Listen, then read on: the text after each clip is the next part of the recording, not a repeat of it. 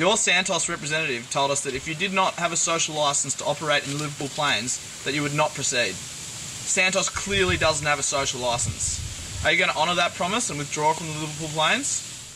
And we've got a follow-up question down here from Daniel Robbins, who I think has come all the way from Walgett to ask it. David Knox, the increasing community opposition to coal seam gas extraction across Australia forced the Prime Minister, Tony Abbott, to recently promise that no one should be forced to have a gas well on their property, and CSG should never be allowed in residential areas.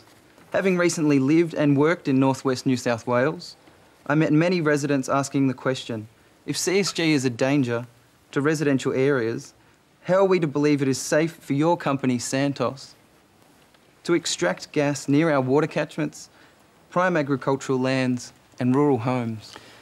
David.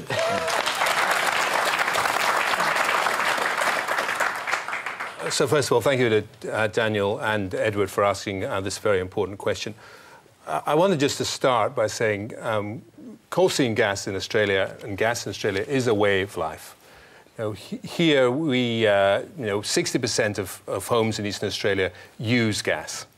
And of that gas, 30% of that gas right now in the whole of Eastern Australia comes from coal seams, and if you live in Queensland, it's 90%.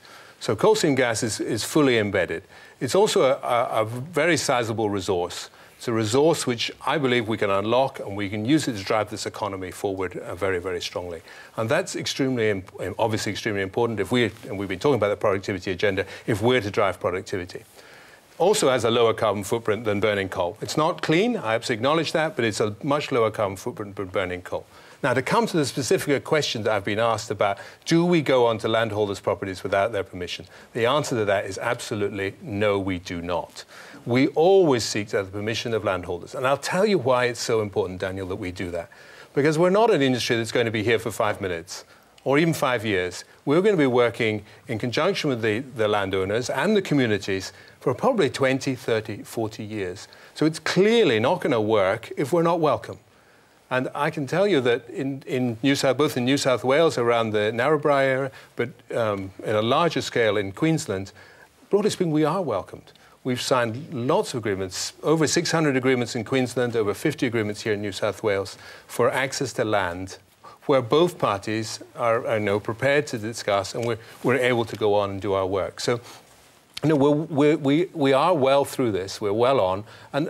So can I just confirm something then? Does that mean that if any farmer says to you, no, we don't want gas exploration or gas mining on our land, it won't happen? That's right. Under this company I operate, if you don't want me on your land to drill a well, I will not be coming.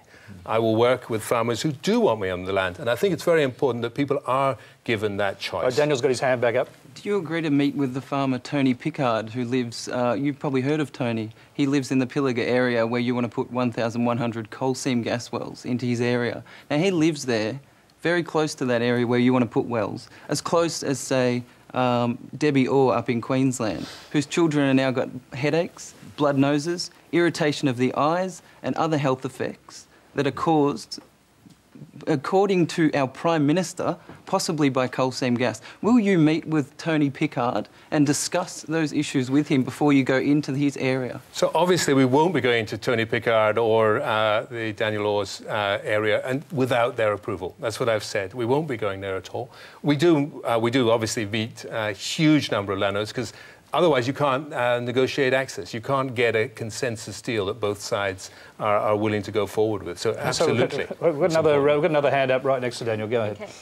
Well, I'd like to further add to that.